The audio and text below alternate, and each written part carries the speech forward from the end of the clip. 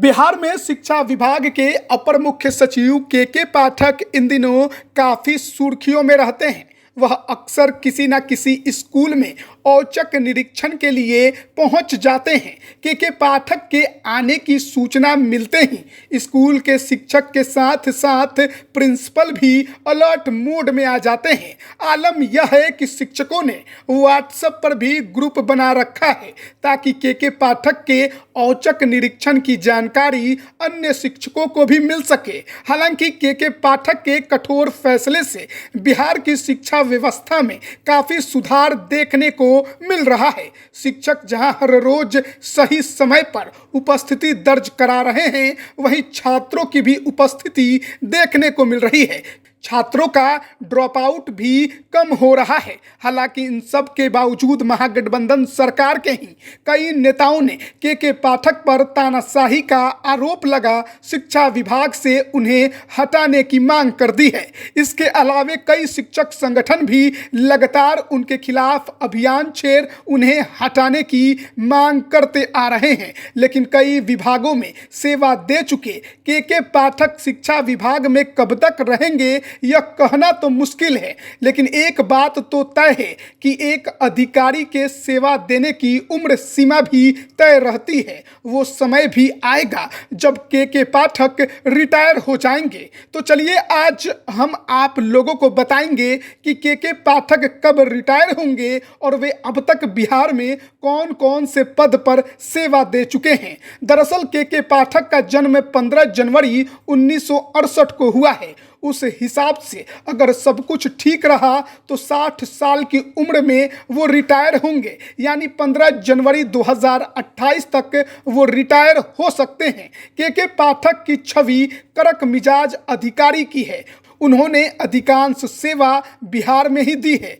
के पाठक 1990 बैच के आईएएस अधिकारी रह चुके हैं। उन्होंने शुरुआती पढ़ाई यूपी से की थी। 1990 में उन्हें कटिहार में पहली पोस्टिंग मिली। इसके बाद उन्होंने गिरिडीह में एसडीओ के रूप में सेवा दी। इसके बाद उन्होंने बेगूसराय, शेखपुरा और बाढ़ में भी एसडीओ के रूप में भी सेवा दी थी। 1996 में पहली बार के पाठक डीएम बने थे। उन्हें झारखंड के गिरिडीह की कमान मिली थी। फिर लालू यादव के गृह जिले में भी उन्हें डीएम पद पर तैनाती मिली थी। यहाँ से ही के पाठक चर्चा में आ गए थे।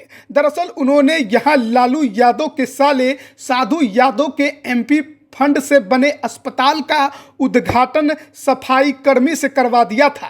गोपालगंज में के पाठक ने इतनी शक्ति दिखाई कि आखिर में राबड़ी सरकार ने उन्हें वापस सचिवालय भेज दिया। फिर 2005 में नीतीश कुमार की सरकार बनते ही उन्हें बड़ा पद दिया गया। के पाठक को बिहार औद्योगिक क्षेत्र विकास प्राधिकरण का मैनेजिंग डायरेक्टर बनाया गया। साल 2010 में के पाठक केंद्रीय प्रतिनियुक्ति पर दिल्ली चले गए थे। फिर 2015 में महागठबंधन की सरकार बनते ही नीतीश कुमार ने उन्हें वापस बिहार बुला लिया। 2015 में आबकारी नीति लागू करने में के पाठक का अहम योगदान रहा। कहा जाता है कि पूरी प्लानिंग उन्होंने ही बनाई थी। 2017-18 में फिर से वे केंद्रीय प्रतिनियुक्ति पर दिल्ली में गए, जहां से 2021 में प्रमोशन पाकर बिहार वापस लौटे। के पाठक को जून 2023 में मद्य निषेध विभाग से हटाकर बिहार शिक्षा विभाग का अपर मुख्य सचिव बनाया गया है। तो के पाठक के एक अधिकारी के रूप में कहानी बड़ी दिलचस्प है और बड़े कड़क मिजाज अधिकारी के रूप में उन्हें जाना जाता है। बीते कई समय से वो शिक्षा विभाग में लगातार सुधार के लिए कदम उठा रहे हैं, लेकिन उनके उठाए गए कदमों को लेकर शिक्षकों में कोहराम मचा रहता है।